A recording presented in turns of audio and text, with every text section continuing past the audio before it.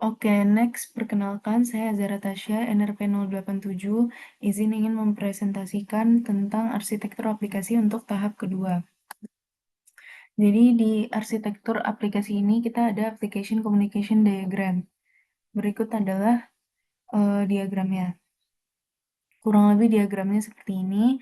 Jadi diagram komunikasi aplikasi ini menggambarkan arsitektur berbasis layanan mikro untuk sistem pemendek URL atau short link shortener dan pembuat QR code di mana berbagai komponen seperti web front end, URL shortener API service, QR code generator service, authentication service, cache layer Redis, relational database, message queue atau Kafka, analytics service, dan logging infrastruktur saling berinteraksi.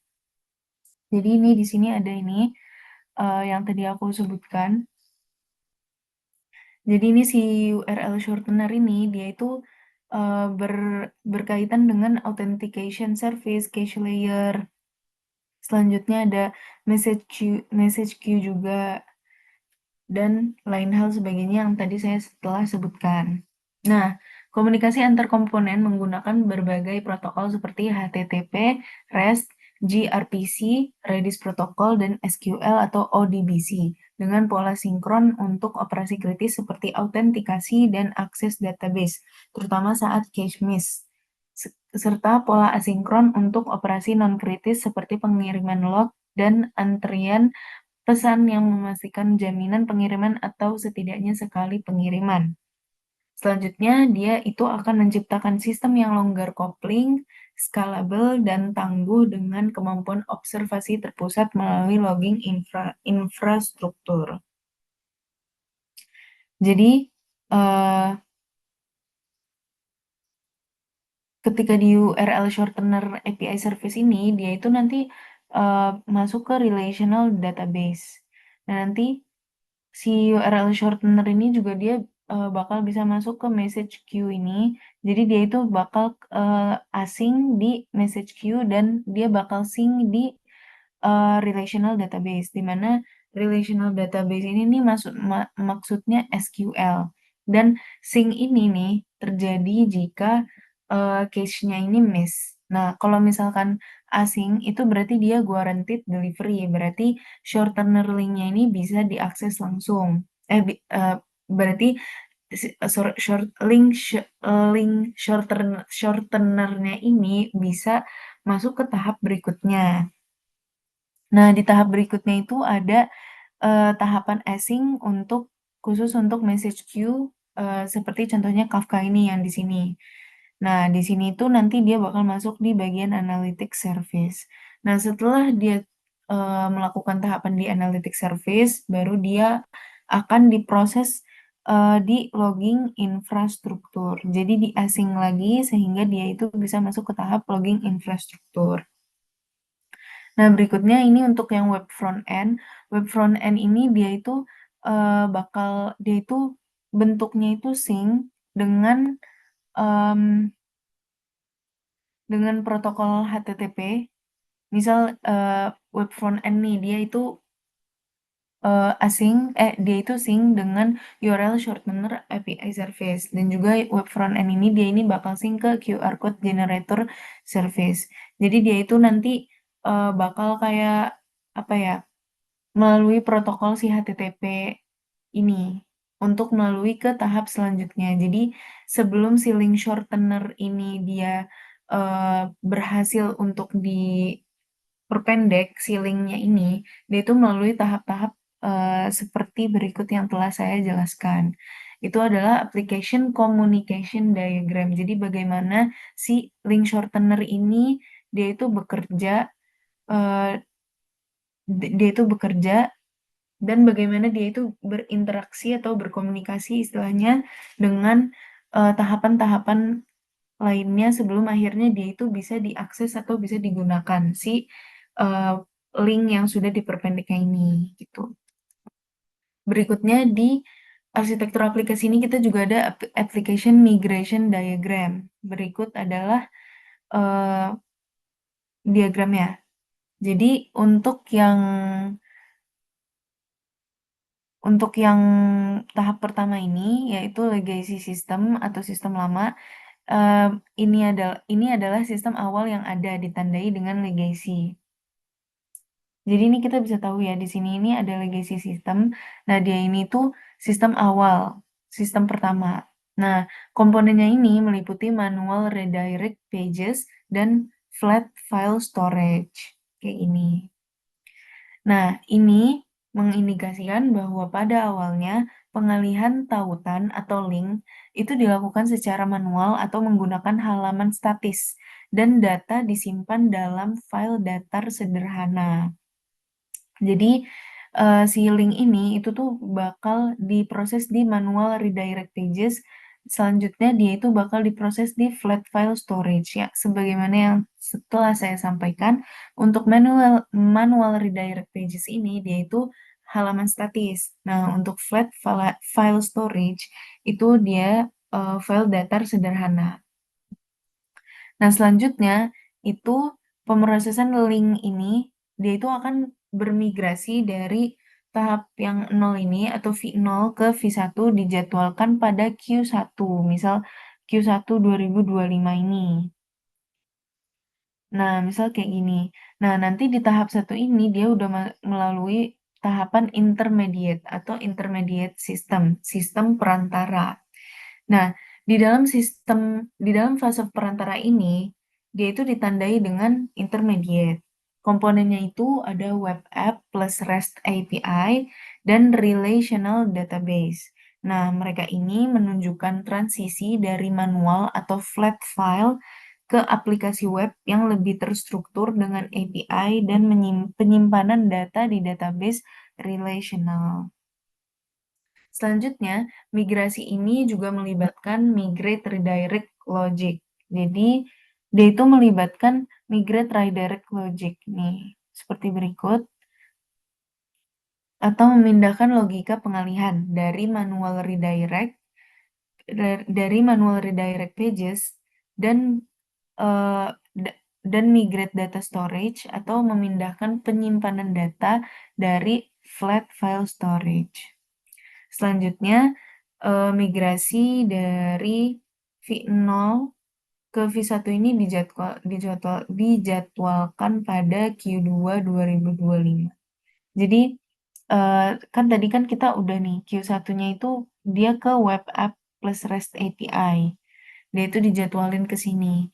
Nah, setelah dia melalui si intermediate system ini, nanti dia bermigrasi lagi dari V0 ini ke V1 lagi, tapi dijadwalin di Q2 2025 gitu. Next, ke V2. V2 itu yaitu target platform atau platform target. Nah, target platform ini adalah tujuan akhir migrasi, ditandai dengan tanda target kecil di sini. Platform ini mengadopsi arsitektur microservice, memperkenalkan komponen-komponen terpisah seperti service atau layanan autentikasi, analytic service, layanan analitik, QR code generator, pembuat kode QR, dan Redis cache layer, lapisan cache Redis. Nah, langkah-langkah migrasi dari V1 ke V2 itu meliputi pertama, integrate out atau mengintegrasikan autentikasi ke out service. Jadi dari si web app plus REST API ini, dia itu pindah ke si out service ini dan dinamakan dengan integrate out atau pengintegrasian autentikasi. Selanjutnya, langkah dari V1 ke V2 ini ada connect analytics. Berikut adalah relasinya. Jadi si web app plus REST API ini dia itu menghubungkan ke analytics service. Selanjutnya di langkah migrasi V1 ke V2 ini ada add QR support. Berikut adalah relasinya. Nah, jadi dari web app plus REST API ke QR code generator itu menambahkan dukungan QR. Lanjut ada add caching, menambahkan caching ke Redis cache layer. Ini. Nah, diagram ini juga menyertakan role plan atau rencana rollback seperti yang tertera di sini, yang sangat penting dalam migrasi sistem.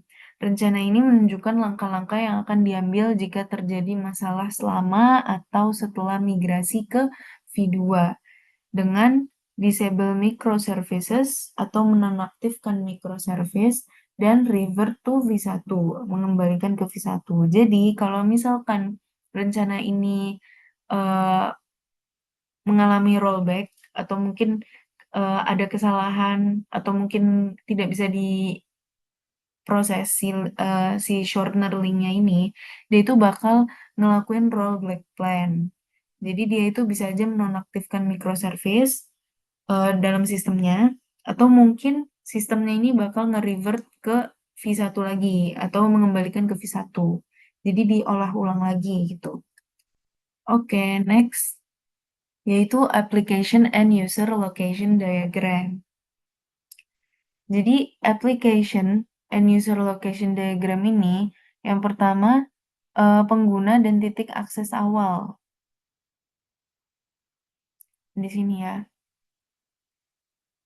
Ada dua kategori pengguna utama, umum atau mahasiswa luar, external users.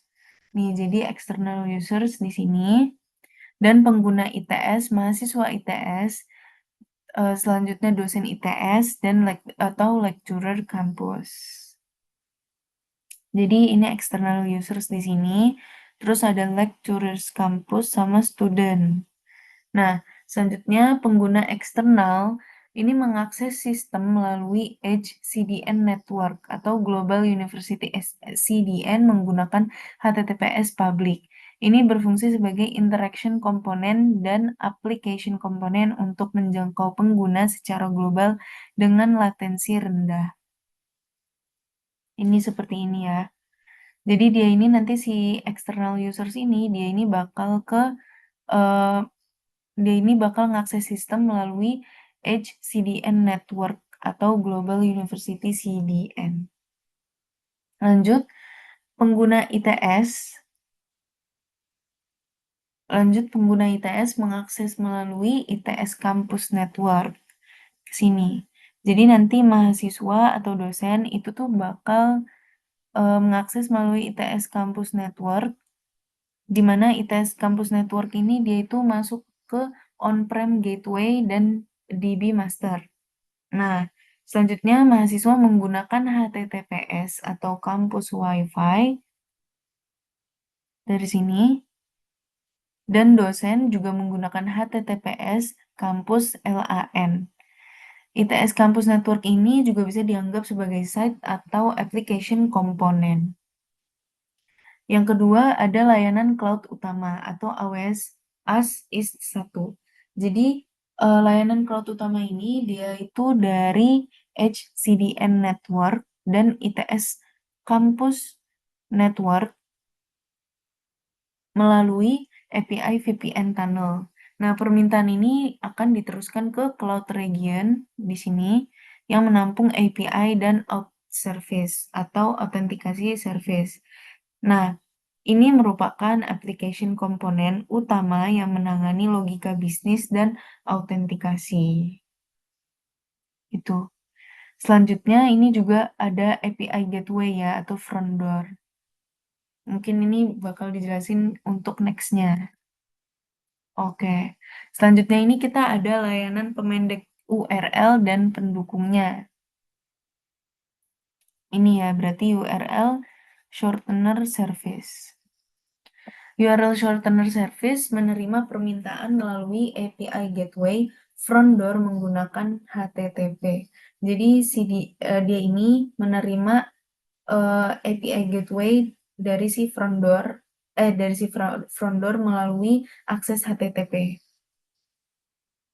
Nah, selanjutnya URL Shortener Service berinteraksi dengan Authentication Service melalui REST untuk autentikasi. Jadi, setelah dia udah berhasil dari melewati API Gateway, dia ini bakal ke Authentication Service ini dengan pemrosesan REST. Selanjutnya, cake layer atau Redis replika menggunakan Redis protokol untuk caching data. Yang ini, cache layer. Lanjut, DB master atau on-prem PostgreSQL dan DB replika atau cloud PostgreSQL menggunakan SQL untuk penyimpanan data utama dan replika. Ada juga async backup dari DB master ke DB replika. Ini. Jadi nanti kalau misalkan jadi nanti si URL shortener ini dia itu ke DB master sama DB replika dengan melalui per masing-masing akses mereka ini. Kalau DB master itu berarti dia Redis protokol SQL, sedangkan DB replika itu dia async backup. Lanjut, si DB master ini juga terhubung ke ITS network.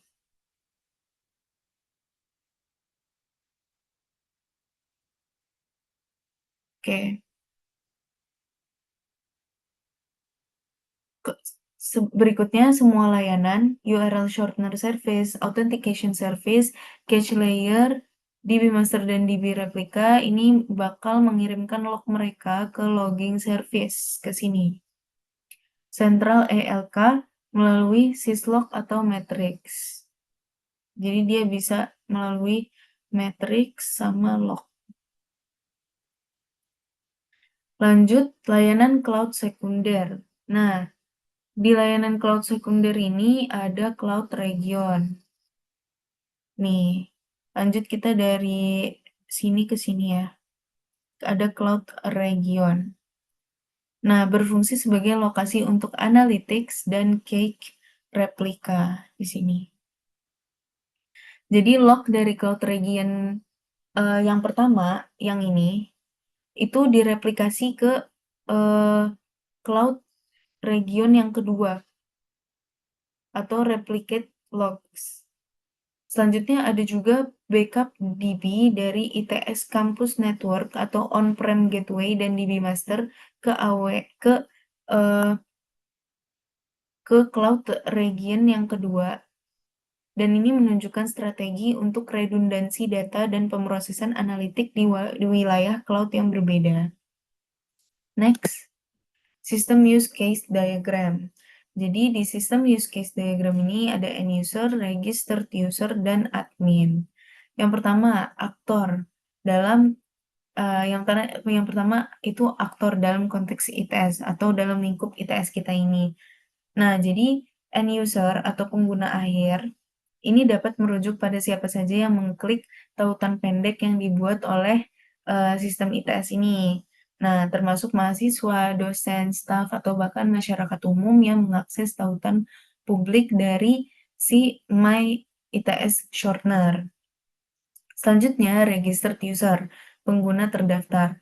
Jadi, aktor ini secara spesifik merujuk pada pengguna ITS, pengguna My ITS Shortener ya maksudnya, yang telah mendaftar dan memiliki akun di sistem pemendek URL atau link shortener yang telah mendaftar dan memiliki akun di sistem link shortener seperti mahasiswa, dosen, atau unit departemen ITS. Nah, mereka ini adalah pengguna yang memiliki otorisasi untuk membuat dan mengelola link mereka sendiri. Jadi, mahasiswa, dosen, atau unit dari departemen ITS sendiri itu mereka itu bisa membuat dan mengelola link mereka sendiri karena mereka termasuk dari registered user. Selanjutnya admin. Aktor ini adalah administrator sistem di My ITS Shortener Link yang bertanggung jawab untuk pengelolaan dan pengawasan tautan pendek secara keseluruhan. Ini bisa menjadi staf dari DPTSI, Direktorat Pengembangan Teknologi Sistem Informasi, atau unit terkait lainnya di ITS. Lanjut, masih di sistem use case diagram. Nah, untuk use case atau kasus penggunaan yang disesuaikan dengan lingkup ITS. Yang pertama itu redirect to original URL atau mengarahkan ke link asli. Ini itu fungsi utama sistem. Jadi ketika, link shortener ITS ini misalnya its.id seperti ini ya, its.id/xyz bla bla bla, diklik oleh siapa saja misal dari si end user. Nah, sistem ini bakal ngarahin mereka ke link asli yang dituju, yang mungkin merupakan situs web resmi dari si, MyITS shortener link-nya ini, pengumuman materi kuliah atau sumber daya lainnya, begitu. Lanjut di create short link. Nah, create short link ini, membuat tautan pendek, di mana registered user dari ITS, misalnya seorang dosen yang ingin memendekkan link materi kuliah atau unit yang ingin membuat link pendek untuk pengumuman acara, dapat menggunakan fungsi ini atau create short link. Selanjutnya, view analytics dashboard atau melihat dashboard analitik. Nah, registered user ITS, misalnya dosen yang ingin melihat nih berapa banyak klik link materi kuliahnya atau, sebuah unit yang ingin mengukur efektivitas kampanye dengan, link pendek mereka. Itu bisa melihat statistik penggunaan link yang mereka udah buat. Jadi mereka bisa lihat kayak seberapa sering link mereka ini diakses oleh orang lain gitu. Selanjutnya generate QR code. Nah, ini tuh menghasilkan kode QR, jadi registered user test dapat menghasilkan kode QR untuk tautan pendek mereka yang berguna untuk keperluan publikasi fisik seperti poster acara, kampus, atau slide presentasi. Lanjut ada manage account atau mengelola account. Jadi registered user ITS dapat mengelola profil dan pengaturan akun mereka di sistem My ITS Shortener, My ITS Link Shortener. Lanjut moderate short links atau memoderasi tautan pendek. Nah, admin ITS, misalnya DPTSI, akan menggunakan fungsi ini untuk memantau dan mengelola semua link pendek yang dibuat di sistem, termasuk menghapus link yang melanggar kebijakan kampus, atau mungkin link spam, atau link yang nggak relevan. Next. Proses sistem realization diagram. Nah, jadi di proses sistem realization diagram ini kayak gini ya. Jadi ada generate a process system realization diagram for link shortener. Di bawahnya ini ada proses atau activities dan bawahnya ini ada realisasi. Nah, untuk setiap perbagiannya ini, misal untuk proses atau aktivitas, dia ini ada user request handling. Jadi user request handling ini untuk menangani permintaan pengguna. Nah, dia ini merupakan proses umum yang mencakup gimana nanti sistem menerima dan merespons setiap interaksi pengguna, baik itu permintaan pemendekan link, pengalihan, atau akses dashboard. Dalam konteks ini, mencakup penanganan permintaan dari mahasiswa, dosen, atau pengguna umum. Lanjut, ada URL shortening workflow. Di URL shortening workflow atau alur kerja link pemendekan link ini, itu adalah serangkaian langkah yang terlibat dalam mengubah link panjang menjadi link yang pendek. Ini termasuk validasi input, pembuatan kode unik, dan penyimpanan ke database. Lanjut ada autentikasi cek atau cek autentikasi, pemeriksaan autentikasi. Proses ini memverifikasi identitas dan hak akses pengguna. Jadi penting bagi registered users ITS, misal mahasiswa, dosen, atau staf yang ingin membuat atau mengelola si link ini. Jadi mereka itu harus melalui pemeriksaan autentikasi dulu, pemeriksaan autentikasi dahulu jika mereka ingin melakukan proses pemendekan link. Lanjut, kita ke cache lookup atau database fallback. Nah, pencarian cache atau fallback database ini tuh proses di mana sistem pertama kali mencoba mengambil data dari si cake untuk kinerja cepat. Dan jika nggak ditemuin, baru kemudian mencari di database utama. Nah, ini tuh sangat relevan banget untuk proses redirect to original URL. Sebagaimana yang saya telah jelaskan tadi di tahapan yang sebelumnya. Lanjut ada click event processing. Click event processing atau pemrosesan peristiwa klik. Maksudnya pas kejadian klik itu. Jadi proses ini tuh menangkap dan merekam setiap kali link pendek ini diklik. Jadi ini tuh merupakan data penting untuk analitik. Nah, lanjut lagi ada analytics aggregation atau agregasi analitik.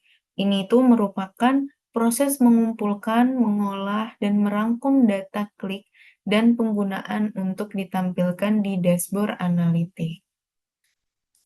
Oke, next. Ada realisasi. Nah, di realisasi ini ada apa aja? Oh ya, sebenarnya realisasi ini itu untuk menunjukkan komponen-komponen sistem dari application communication diagram yang bertanggung jawab untuk mewujudkan setiap proses atau aktivitas yang dari sini ya, dari generate a process system gitu.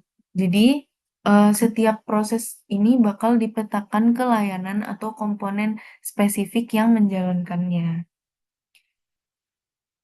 Oh ya, untuk ini map each process to the component itu maksudnya yang ini ya tadi. Jadi kayak berarti setiap proses akan dipetakan ke layanan atau komponen spesifik yang menjalankannya. Misal user request handling itu akan direalisasikan terutama oleh web front end untuk interaksi pengguna dan API gateway sebagai front door. Lanjut di bagian URL shortening workflow. Nah, dia ini bakal direalisasikan oleh link shortener API service. Ini juga melibatkan autentikasi service untuk pengguna terdaftar di My ITS Shortener Link, cache layer atau Redis, dan relational database, DB Master on-prem ITS dan DB Replica Cloud. Lanjut, di map proses ini itu juga ada authentication check, di mana di sini itu direalisasikan oleh authentication service.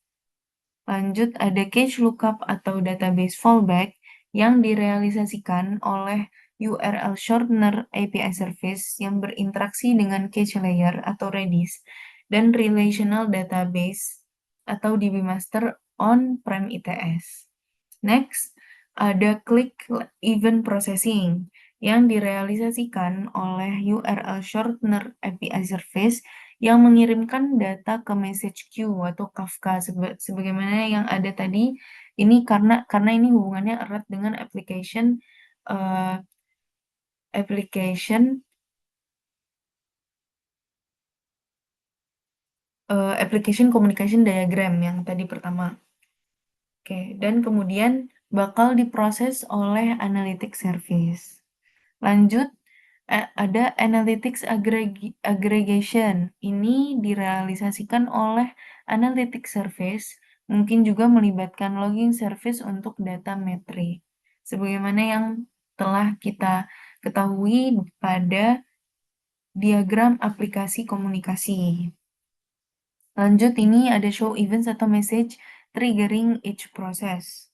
Nah, jadi di bagian ini itu berarti diagram juga harus menunjukkan pesan atau peristiwa apa yang memicu proses tertentu. Contohnya, permintaan HTTP dari web front end memicu user request handling.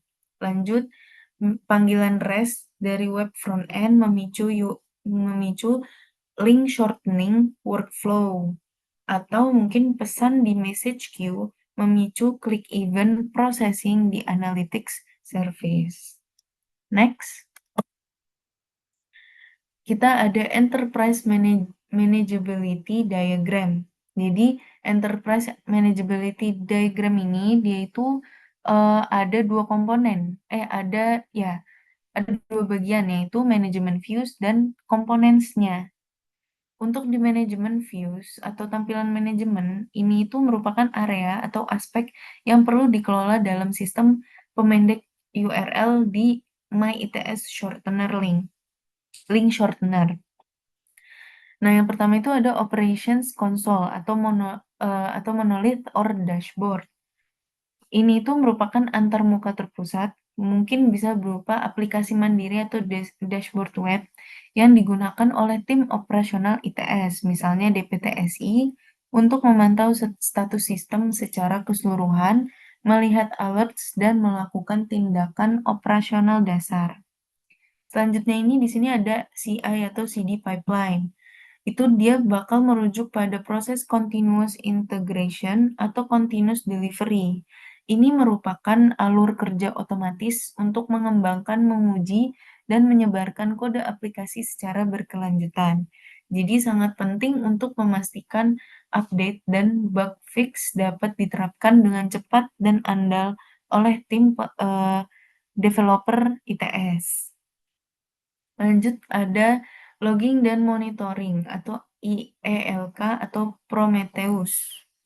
Ini merupakan sistem untuk mengumpulkan, menyimpan, dan menganalisis log dari semua komponen sistem, serta memantau matriks kinerja dan kesehatan. Dalam konteks ITS, ini membantu tim operasional dalam mengidentifikasi masalah, melacak penggunaan, dan memastikan sistem berfungsi optimal. Nah, ELK atau Prometheus ini juga menunjukkan contoh teknologi yang digunakan, misal Elasticsearch, Logstash, Kibana, dan Prometheus, di mana dia itu eh, termasuk dari si logging, dia itu merupakan bagian dari teknologi yang digunakan dalam logging dan monitoring untuk uh, link shortener ini. Lanjut ada configuration management atau konsul atau vault. Ini merupakan sistem untuk mengelola dan mendistribusikan konfigurasi aplikasi dan kredensial sensitif secara terpusat dan aman. Penting bagi sistem microservice di ITS agar setiap layanan mendapatkan konfigurasi yang benar tanpa intervensi manual yang rentan kesalahan. Nah, konsul atau vault ini adalah contoh teknologinya. Lanjut, service health checks. Mekanisme untuk dia ini merupakan mekanisme untuk secara berkala memeriksa status kesehatan setiap layanan atau komponen sistem.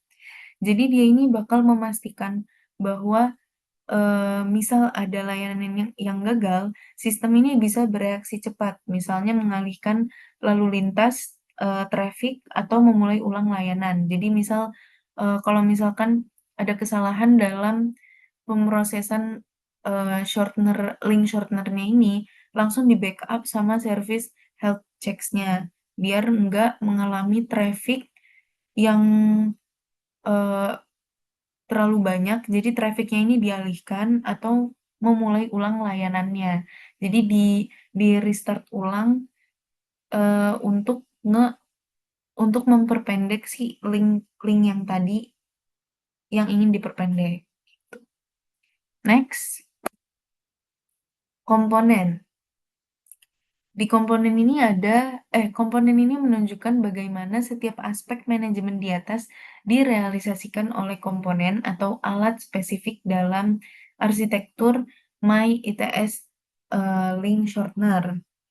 Jadi pertama ada show how each microservice is managed. Misal, MyITS link shortener service monitor by Prometheus. Teknologinya itu Grafana gitu. Nah, jadi di show how each microservice is managed, itu tuh berarti diagram akan menunjukkan secara spesifik alat atau sistem apa yang memantau untuk mengelola masing-masing microservice yang ada dalam sistem MyITS link shortener. Yang pertama itu ada URL shortener service, authentication service, QR code generator service, analytics service. Yang mungkin itu bisa dipantau oleh Prometheus seperti yang dicontohkan, dan visualisasi datanya melalui Grafana yang digunakan oleh tim DPTSI ITS, dan kesehatan mereka diperiksa melalui service health checks yang terintegrasi. Jadi di apa ya, dilakukan pengecekan, eee, pengecekan kesehatan mereka, istilahnya tuh biar tadi nggak traffic banyak gitu. Lanjut, cache layer atau Redis, relational database atau on-prem PostgreSQL dan cloud PostgreSQL. Mereka ini juga akan dipantau oleh sistem logging dan monitoring, mungkin bisa melalui ELK atau Prometheus, dan memiliki health checks masing-masing juga. Kemudian message queue, dengan Kafka, juga akan dipantau menggunakan alat monitoring khusus Kafka yang terintegrasi dengan logging dan monitoring.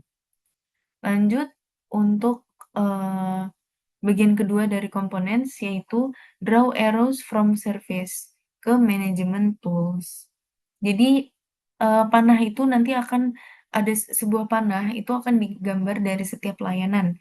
Misalnya URL shortener API service ke alat manajemen yang relevan, misalnya logging dan monitoring, dan configuration management untuk menunjukkan aliran data atau kontrol manajemen.